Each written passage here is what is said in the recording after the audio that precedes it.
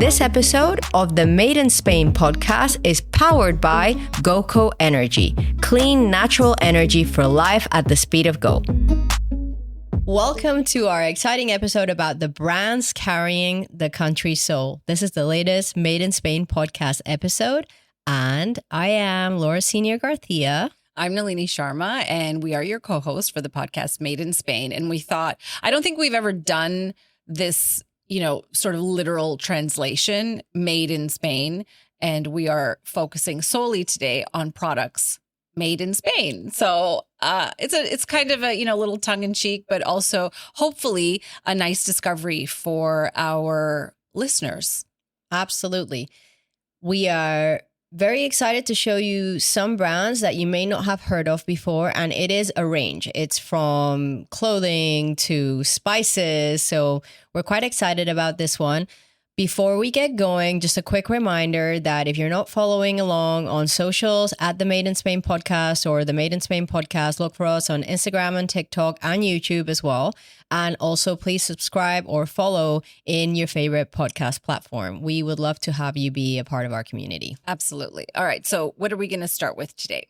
Before we dive into our actual topic, we started doing a bit of that show and tell. What are you using? What are you eating? What are you watching? So what do you have for us today, Nalini? I know you have something to show, but I will tell you what I'm watching right now is the second season of Running Point on Netflix, which it stars Kate Hudson. And the last episode that I just saw, it's, whatever, spoilers, everything's a spoiler these days, but her best friend, who's her assistant, gets transferred to, a fictional Toronto basketball team to work for the team in the back office.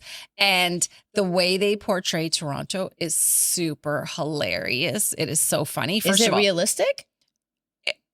Not really. I mean, I think it's the funniest part to me is that the lighting. So their team is located in sunny California, and everything is beautiful and bright and blonde and, palm trees. And then they show Toronto and everyone is lit with this kind of blue gray, filter. Everything looks dark. And then the manager or the CEO or whatever tells her, the character, look, you can, on a clear day, you can see, downtown Buffalo. And it's just it's so funny. It's just really funny that Canada is still portrayed that way to Americans. So, yeah, that's what I'm watching. I got a big kick out of that. That's hilarious because, Toronto's not like that, right? Based on what you shared with me, it's definitely not like that. He does say that he has to leave because there's a lockdown at his child's school. And the woman, she's like, oh my God, is everything okay? Keeping in mind she's American. Right. And he's like, yeah, it's just a small bear. Oh, come on. And I thought, oh, come on. Seriously. Bears do not roam the streets of Toronto. That doesn't happen. Raccoons, yes. Fake news. But anyway, that's what I'm watching. Awesome. Well, I want to share my latest, and this is not sponsored. I really want to say this. I'm obsessed with this thing. Okay. I've actually tried to talk Nalini into buying one. So this is from Medicube. And again, we do have a bit of, I know both of us really like the whole beauty space. So I'm going to turn it on just so you can hear the noise. Okay. So then you can, booster mode. So what it is like you put your cream on than you normally put on. And then you use this, on your face with different motions, and it's got microcurrents. Okay. And it's become part of my daily ritual, and I absolutely love it. I'm kind of obsessed with Medicube products, and I was telling someone that I met the other day from Korea that I think there's a real thing in Spain where so many people are into Korean dermatology products. There's even like shops specialized for it, etc. So if you're into skincare, this little HR Pro Boaster is amazing. Okay, there you go. Yeah, that's what I'm watching. That's what you're using right now.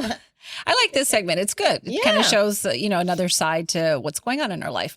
All right, so we're talking about brands made in Spain. And do you have a favorite brand or anything that you would say that you really love and that you would recommend? Okay, so I have to say that and this may be an unpopular opinion, but I think the mother of all Spanish brands that is known around the world, and I know we've had debate about it, is Zara. Right. I'm wearing Zara right now. I do try to shop other places other than Zara, but I always end up defaulting to them because it is great for the background, you could say, of your closet. They just have so much stuff. All the collections are new. Mind you, they do not produce in Spain. They do not manufacture in Spain, because if not, they would not be able to have the pricing that they have. So I know they do a lot of the production in Mexico, India, Morocco, etc., and some in China, I'm sure. But I think, to me, it is kind of hard to ignore the elephant in the room, which, how huge Zara actually is.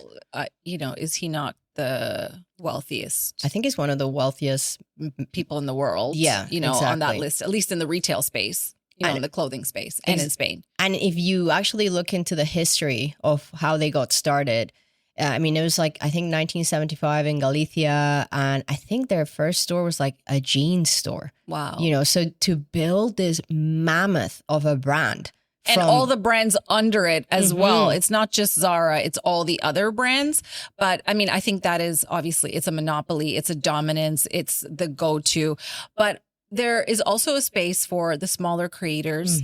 And it's not to put a knock against Zara or any of their other brands, because I shop there. I think every human being on the planet shops at Zara. At some point, yeah. At some point, whether you have a child, you're a man or woman, it doesn't matter. You have gone into a Zara and you probably have purchased something. So one just little note about Zara: if you are traveling to Spain, you will notice some of the collections are different here, and the price point is way different than in the US and Canada. So I do have some friends that when they travel here, they go out of their way to shop at Zara because the price point's different. Yeah, I think it's more affordable here, even with the currency exchange. Yes. Yeah. All right. I want to talk about Casa Hernanz, and you are wearing their shoes today. Yes. They make espadrilles. Okay, while Laura, she gets her shoe. I'll tell you a little bit about them. They have, there you go. And how long? You've had it now for a week? And the funny thing is, I've had it for a week, and I am almost embarrassed to say how many days out of that week I've worn it. Even for a trip to Rotterdam. You wore them? In the very kind of much cooler weather. They are so comfortable that I couldn't bring myself to actually wear anything else. Right. I completely understand that, because for a heeled shoe, espadrilles are really super comfortable, a really nice style.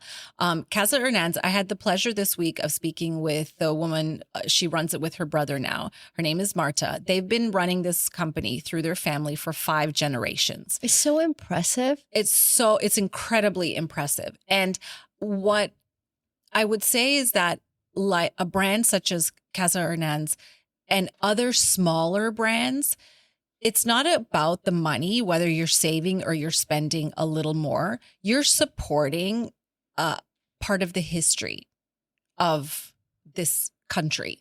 However, the price point, again, is still very affordable. I bought these shoes for 55 euros, which, by the way, some of the kind of marketed as designer espadrilles go up to 300. Or even more. It's pretty unbelievable to me that their prices are so good for such a well-made shoe. And Martin and I talked about it. So they've been in the same store, the same location in the center of Madrid since 1845. That's unreal. And the company, they haven't sold it. They don't have outside investors. It is a family-run business. The store originally started as, for lack of a better way of sort of saying it, almost like a farm store. So they would supply certain things to the farmers that they needed to work in the fields. Part of that were shoes. And espadrilles were always flat shoes. They were never heeled shoes. So that's the history of it. They were discovered in a cave in a particular part in Spain. I'm not going to say where, because that will open up another channel of debate. But the original sort of, shoe, this has been passed down for hundreds of years. And it was a very simple shoe. So they started with 2 styles and 2 colors, and it was worn by the workers, it was a worker shoe. It was something that people could afford, made very simply. The outside of the shoe originally, the rope part, originally was made with hemp, but then became too expensive. Hemp is difficult to grow with the climate here and also difficult to work with. So now the outside of espadrilles, properly made ones at least, it's jute. That is the material. And inside the heel is cork. So if you notice that if you buy a less expensive, something kind of cheap or imported, and you try them on, sometimes the heel is hard. Yes, right? very hard. Hard. These or it are feels, not. No, and it feels hollow or sometimes oddly very heavy. And that's because it's cheap construction inside. So the cork is what gives it the comfort because the cork has a bit of springiness to it and gives you that cushion. That's super cool. By the way, I have to say, I love hearing you say ute because in Spanish it's jute. Oh, so okay. It's actually, I think, the exact same word. It's just the way you pronounce it. No, I think you're. I'm sure you're saying it right. I've never heard it say in English, but in Spanish it's jute. So I'm pretty sure it would be spelt the same.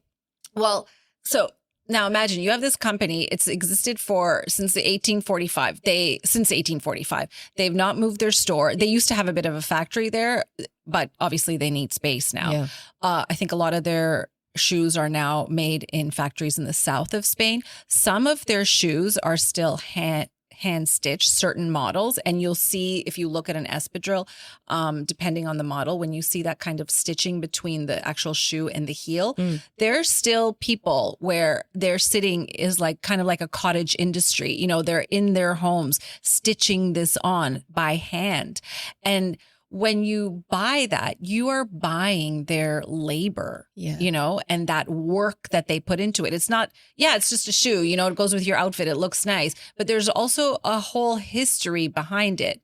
The first high-heeled shoe came because of Yves Saint Laurent. Oh. And he met up with another very famous. I don't want to take away from Casa Hernanz in this segment right now, but they met up at a trade show and he asked the other espadrille maker, do you think you can make me one with a wedge? I want to feature it on my runway. And that was in the early 70s. Wow. And Yves Saint Laurent, by the way, his grandmother on his mother's side was Spanish. That is fascinating. So you might think, where would he get that, from that he's, a French fashion house.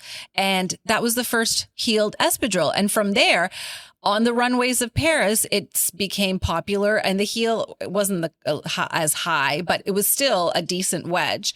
And it took off from there. That's amazing. And it became, the it girl, the summer look, these, very, in a way, exotic looking shoes at the time. But they're very, very comfortable. Yes. I think I have 5 different espadrilles right now. Yeah. But now, like I said, I'm really in love with these Casa Hernanz shoes. I do want to say about Casa Hernanz and a shout out to Marta that, she was even the one responding to the DMs on Instagram. Yeah, and they're in the store. So, and she's very happy. She said, we're welcome. Obviously, anybody's welcome there.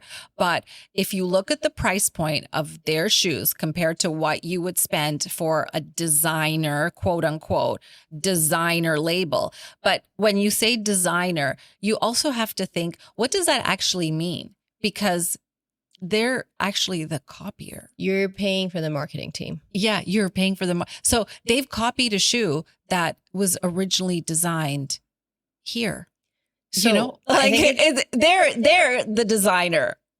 I think it's important to tell our listener that we are not being sponsored by Casa Hernanz. We, like Nalini said, bought the shoes. Marta was kind enough to give her time to do an interview with us. And this goes back to us wanting to highlight less known, real Spanish brands that, people may not find otherwise. So Casa Hernanz, for those of you who are looking for the spelling. So it's Casa, Casa, and then Hernanz, Hernanz. Yes. And you can go on their website. Mm-hmm. I'm not sure if they ship international, but I would suspect they do. I'm not 100%. You'd have to check with that. But they have a very dedicated following. And she says they sell espadrilles through the entire year, 12 months out of the year. It's not just a summer shoe. People are buying all different types. They've launched a new sort of style, a Mary Jane, that she said is doing really, really well. Wow. But it's just the thought that goes into it. Yes, it obviously, okay, Zara is everywhere. You can go into Zara. You can buy a pair of espadrilles there, or Mango, or whatever, the big name is. But you can also maybe go to the source and spend a lot less for a quality made shoe and maybe be a little different, like you lead the trend as opposed to have the trend lead you. Yeah. So yeah, Look at us, empowering everyone. Yeah, but yeah, anyway, I just thought it was so fascinating, and they're right there, located right off Plaza Mayor in the center of Madrid since 1845. That's amazing. And I would actually say it's a nice little visit to the store as well. 100%. We're going. We've already made a plan that we're going to go for a little day trip, have lunch, buy some shoes. Nice. Should we talk about handbags? Yeah, go ahead.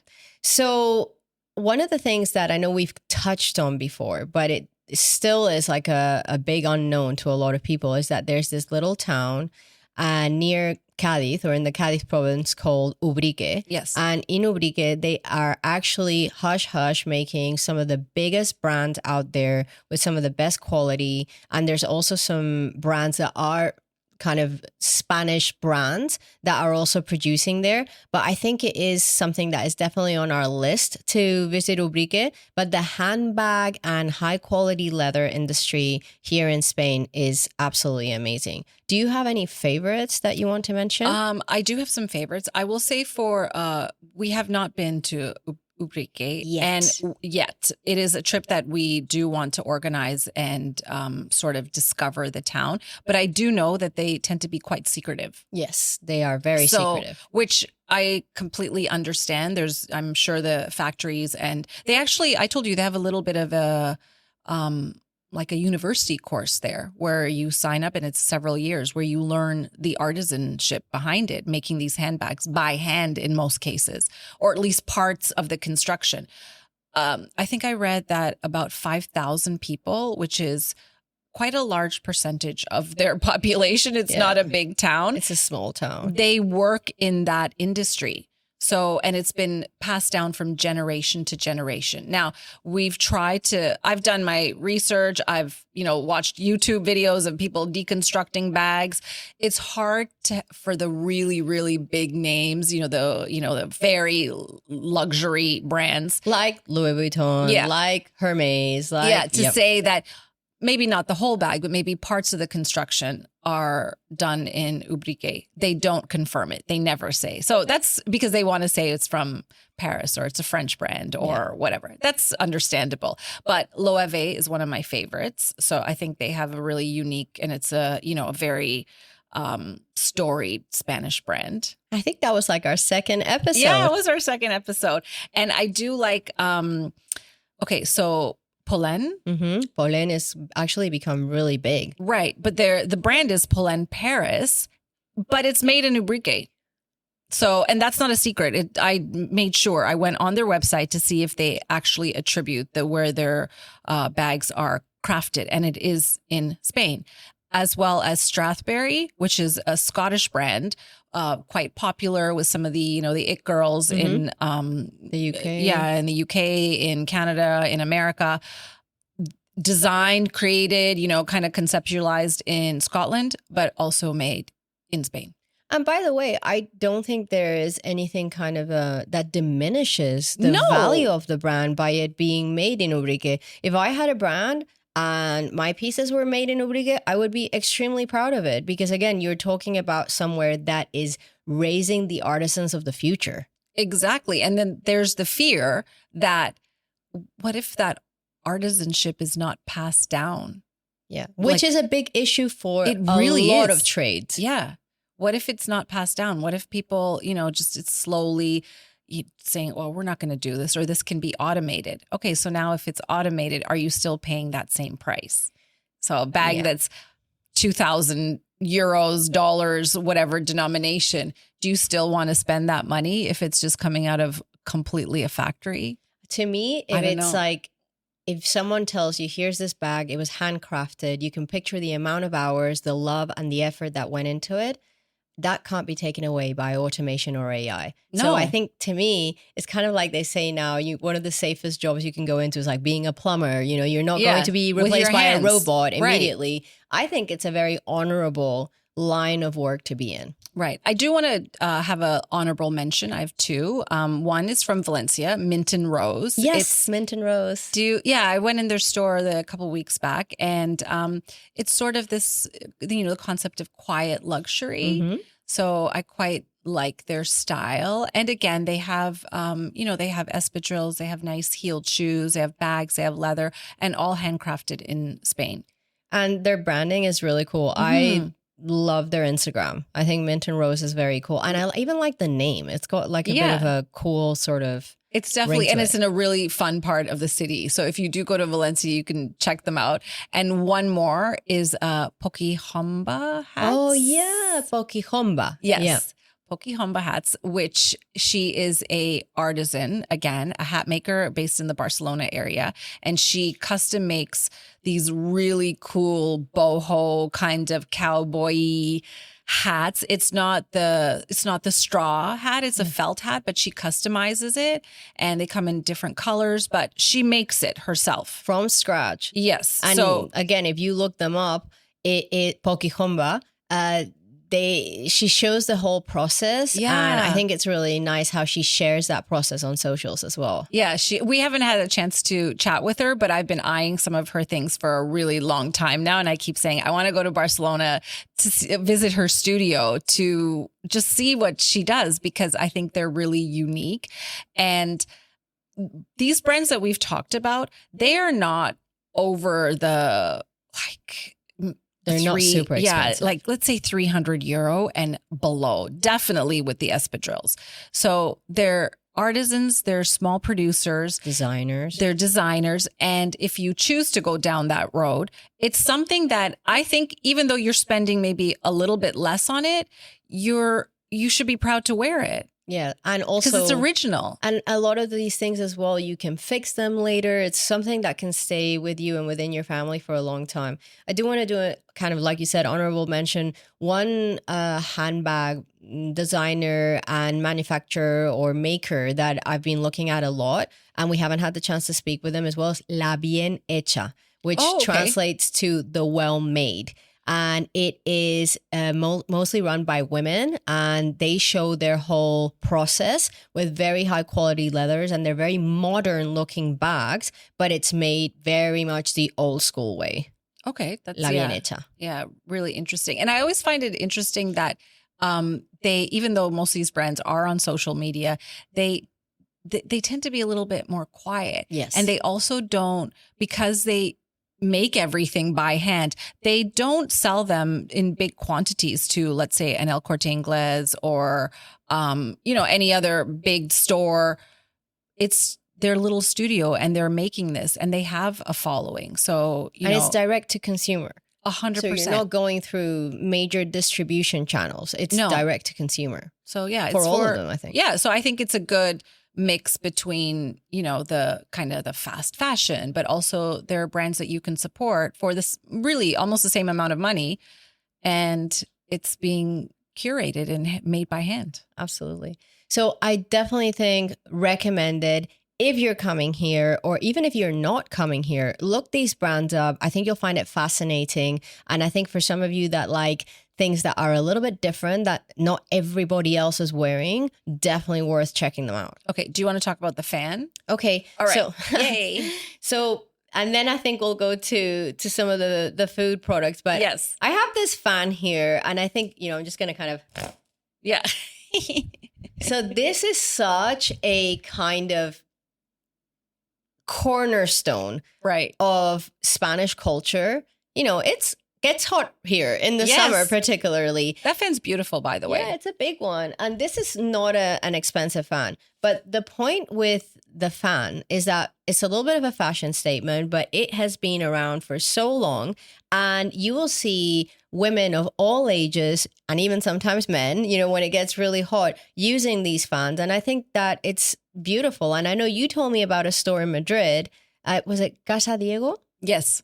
Casa Diego that, sells like hand painted fans, also a big range of prices. So, again, I think something that I would always say to people, oh, what do I bring back home? For people that, I've had a trip to Spain and I don't just want to buy like a fridge magnet, which again is fine if you want to get a fridge magnet. But I think a fan is something that people will really appreciate. Also, it has a certain style to it. Like, I think it's really cool. Like the fans that are hand painted, yes, they're obviously going to cost a little bit more. But it's something that you can keep for a long, like you can pass it down even. They're just really pretty. And I don't know, I think it would be a really cool kind of fashion trend to accessorize, just like the way people accessorize their outfits with sunglasses or, a bag. Having a fan that kind of matches your outfit is a really nice statement as well and unique. We're going into the Holy Communion and wedding kind of and baptisms and all that time of the year here, which is usually May and June. You will rarely see a nicely dressed Spanish woman without her fan at these events. Like it is nice. Definitely a thing. So Spanish fans dates to the early 17th century, and it was adopted from the East. So we're not claiming that fans were invented here. However, it is also uniquely Spanish in the way that they've been modified. And something cool is that at court, the language of the fan was an entire social code. How you held it, how you opened it, how you passed it. Each gesture communicated something specific. It's actually something that has a lot more historical connotation that you would normally think about. Oh, interesting. Almost like being at an auction in a way, this way. Signal, Signal. Yeah, that's actually that's interesting. And it also makes a lot of sense. So next, do we want to talk about La Chinata? Yes. Okay. How did this come about? We've got some products here that they sent us, which is super exciting. I have not, I know about paprika, but I've not seen this brand before. If next time you go to the supermarket, if you look in the spice section, I think you're going to find it at most spice sections in the supermarkets here. So you want to hold up the little can. Yeah. So we have this La Chinata smoked paprika. Yeah. And it is a company from Malpartida de Plasencia. That's a bit of a mouthful. And it's a small village in Extremadura, in the green hills of the Sierra de Gata, the Jerte Valley. And it's one of the most beautiful and least visited corners of Spain. Their flagship product is Pimentón de la Vera. Okay. This is very specific because it has a protected designation of origin. Yes. So in order to be able to be called Pimentón de la Vera, it has to be smoked in the Vera Valley in Extremadura. Yes. So we're talking the same as like designation for wines and so on. So very, very special. So the way that this came about, and I want to thank La Chinata for sending us these products, is I was actually looking through socials. Their brand popped up. And I thought, that is really cool branding. And then I was like, I think I've seen this before in the supermarkets. And it turns out, historically, it is just amazing. What, again, family-run business, what they have accomplished. So inside this box, there's a bit of a different kind of spices and a hotter version of the Pimentón de la Vera, even like a hot sauce. Right. And do you mind if I show the little barbecue? Of course. That's really cool. So they sent us this, I think it's a very new product that they have, is this little barbecue that Nalini and I agreed that you can probably kind of make one steak on it. Yeah. But let's see if we can unfold it here. It's very cute.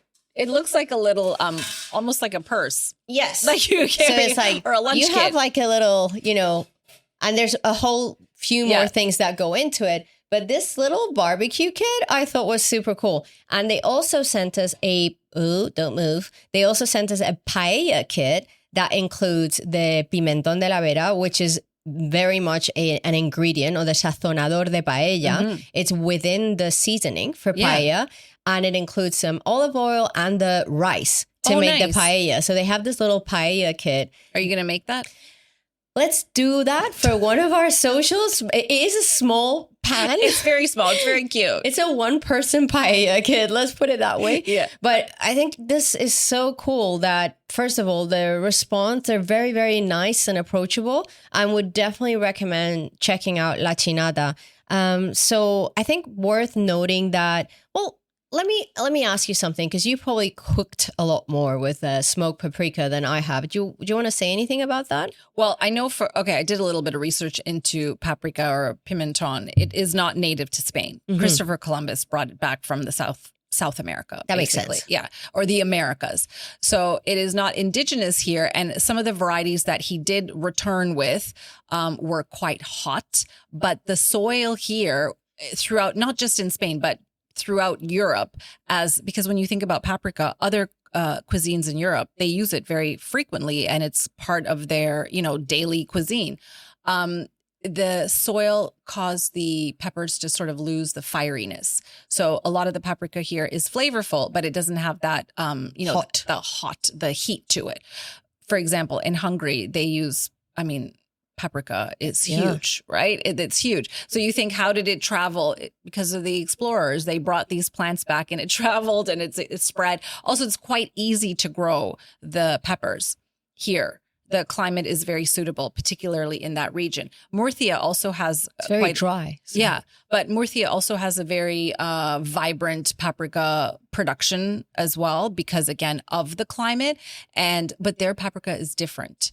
It is not smoked. So this is particularly smoked. Yes. So I want to just mention who's behind it, because sometimes we see the brand, but getting the history was very interesting. So behind it is the Oliva family, 4 generations based in the town that I mentioned. And the name La Chinata actually comes from what the people of that village are called, which is Los Chinatos. So the brand is literally named after the neighbors. Oh, that's really cool. It's kind of a funny name. It does not really sound Spanish when you read it out, but that's interesting. Yes. Yeah. And then the 2 starting dates that I think are worth mentioning, their olive grove goes back to 1932. And the family first bought the first land in Sierra de Gata around that time. And the company as it exists now was founded in 1975. Okay, wow. That's really interesting. Yeah. Yeah. Very cool. Yeah. So should we move on to our slice of life? Yeah. Slice of life. So before we dive into our slice of life, quick shout out to our amazing partner, GoCo Energy. You have to try this. That's right, Laura. GoCo is energy done right, made with coconut water, natural caffeine, and real fruit flavors. No crash, no jitters, just clean, feel-good energy that actually tastes amazing. It's perfect, right? Whether you're working, traveling, or just keeping your creative spark alive, basically it keeps you in that go mode. I agree. I'm not necessarily a fan of all energy drinks, but this is one that I truly enjoy. My favorite flavor so far is pineapple, and you can order it straight from gocoenergy.com. That's GOKO energy.com. Shipped right to your door. So hydrating, refreshing, and honestly, it just makes everything flow better.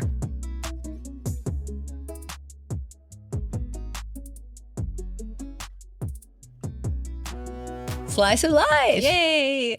All right. We're going to start with some fun facts first. We're going to start with some fun facts. Okay. All right. Fun fact. Spain is the world's largest producer of olive oil, and it produces more olive oil than Italy and Greece combined.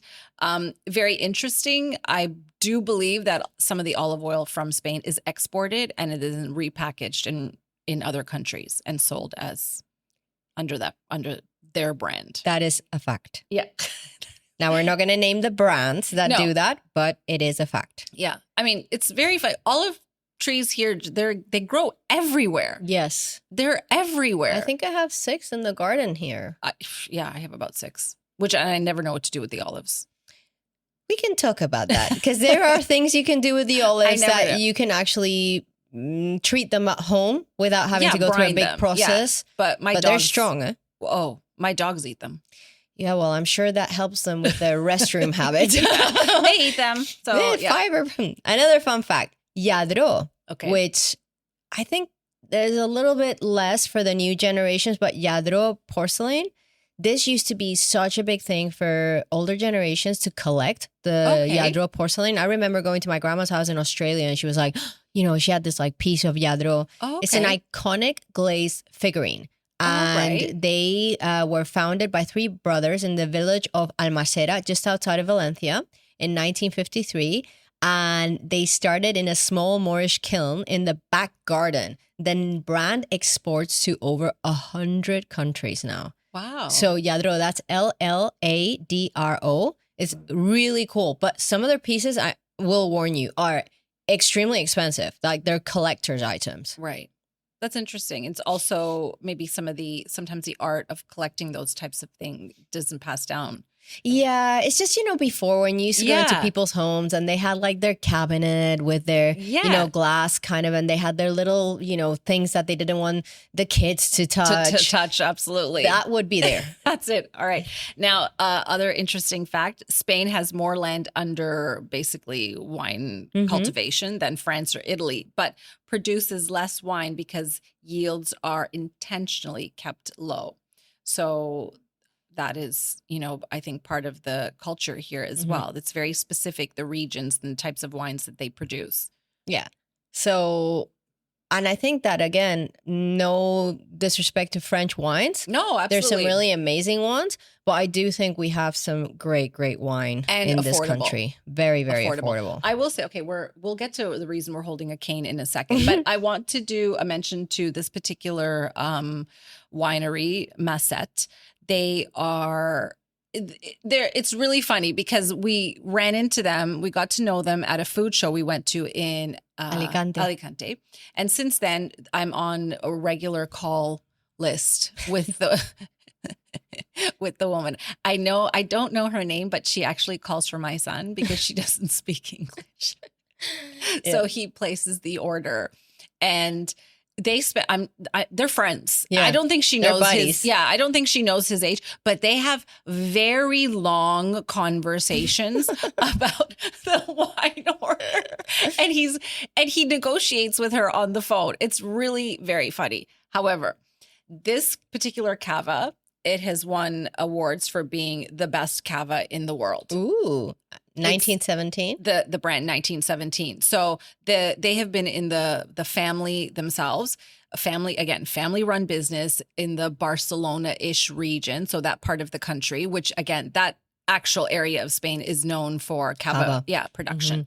And you had the plague in the late 1800s that wiped out a lot of the vines, not just in Spain, but throughout Europe. And part of the recovery process was to make a different type of product to produce something. And that's really sort of the birth of cava. This is fantastic. And they are direct to consumer. You cannot buy it at a store. You have to order from them. I'm still holding on to the cane. You have to order straight from them. They deliver it. A guy comes in a little van. He puts your order at the front door and you pay him in cash and off he goes. And probably 4 weeks from now, I'll get another call and I'll make another order. But it's a fantastic product. So if you're looking for something different that you don't just pick up from the supermarket, it's not, mass produced. They actually tell you how many units they have in their catalog. So once it's gone, that particular vintage, it's finished. So let's cheers. Oh, cheers. Yeah. Yeah, cheers. Which in Spanish is salud. Salud. Which is health. This is nice. Yeah. So in the last episode we had non-alcoholic drink, but this is alcoholic cava. Tiny little bit. Now, did you want to explain why we're just randomly holding a cane? Okay. So if you're watching on YouTube, you will have noticed that we have transitioned to holding a big cane. Right. Cane as in not like a walking cane. Yes. Well, it is a walking cane. But it's bamboo. It's bamboo. Stick. We should say stick. Stick. Big stick with some rosemary stuck on the top. On the top. And I had to fight really hard to get these canes, so I wanted them featured in the episode. Just want to say. Okay, so this is from the Romería de Santa Faz. That happens once a year. Right. And it goes from Alicante to San Juan, where they have the Santa Faz, which allegedly, like we said with the chalice. is a piece of the sheet that Jesus Christ wiped his face with or something like that after the resurrection. Okay. So again, allegedly. Well, how many people attend this pilgrimage? Thousands and thousands of people. So not all of them are wrong. No. I read that it was upwards of like a couple 100,000 people. I don't know how many people were there this time, but we will show some images on socials. It was intense. Okay. So the reason why I said I had to fight to get the canes, if you do not get there early enough, these canes are actually given by the town hall. Okay. They actually stack them outside the town hall. Right. And everybody on the way there, because we actually traveled from San Juan, I was with my brother's family in the tram because parking is just... Okay, so you go from there, you take the tram, you're in to Alicante, and then what happens? You gather, well, thousands and thousands of people gather at the town hall. Right. Fight to get these canes because they run out. Yeah. You know, they don't have enough for everyone. So if you don't go early enough, you won't get a cane. Right. And you grab a cane and then you start your romeria. Right. Towards San Juan, where it ends near where they have the Santa Faz. Okay. And then people queue, right, to get into the church to view it, no? Yes. And full transparency, I did not queue to get into the church because it probably was at least a solid 4-hour queue. Okay. And so what is the significance of this? So I had to look this up because even though I was with people that do this romeria every year, I'm afraid to say I don't think it's about the historical significance. It's more of a tradition. Right. And I will say there's a lot of day drinking that goes on at this thing. It's not, you should say it's morning drinking. It's like La Tomatina. Like 8 o'clock in the morning kind of drinking. Yeah. So it's serious. So what they symbolize is devotion, tradition, and a physical way for the, what do you call it? Pilgrims? Yeah. Sorry, I was going to say pilgrimagers. Okay, so pilgrims to actually support themselves with something in this walk. Okay. I just looked up the actual amount of kilometers and I have to say it's 8 kilometers. Like it's not...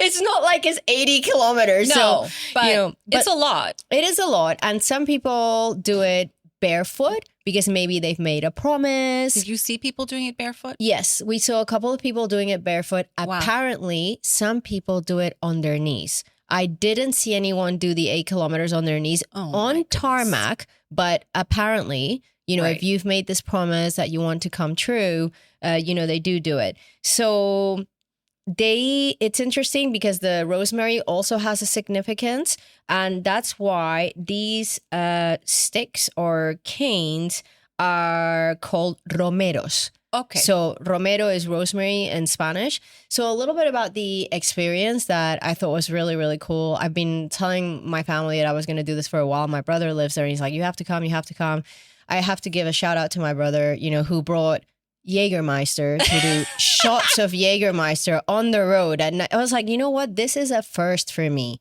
Like I've done Cava with Nalini in the podcast at 10 o'clock in the morning, but 9:30 in the morning, shots of Jägermeister while doing supposedly a religious kind of walk was very interesting. But we were not in the out crowd. There's a lot of people who are also celebrating with their family. And obviously there's people that also do it with no alcohol as well. But it is a moment of reflection, of celebration, and it is very significant. So if you're in the Alicante region in April, I definitely would look up the Romería de Santa Faz and would give it a try. I mean, it is really something very special that is worth being a part of. One funny thing that I wanted to mention about the canes, and I told you this. At one point we stopped to have a sandwich. Right. And a 9-year-old kid tried to steal our canes. And I was like, excuse me, those are not yours. And then he tried with someone else that was in our group. So it wasn't just once. And I'm like, okay, I don't think this is like good values from a kind of, religious standpoint that you're trying to steal our canes. But yeah, definitely a recommended experience. And, this year we were lucky. The weather was good. But it's super enjoyable. I would definitely recommend doing it. Nothing like doing a full pilgrimage. Right. But I think a romeria is something really nice to be a part of. All right. So now we can put the canes down. Yeah, we can put the canes down. Do you want to do our sentence of the day? Yes. So our sentence of the day today is hecho con amor. made with love. Made with love, Yeah. which is the explanation of how something made, for example, in a village in Extremadura is the same way it was 5 centuries ago, still tastes better than anything that's made at scale. Yeah, that's nice. All right, well, cheers to that. Cheers. The Made in Spain podcast is fueled by GoCo Energy, refreshingly real energy that keeps the good vibes going.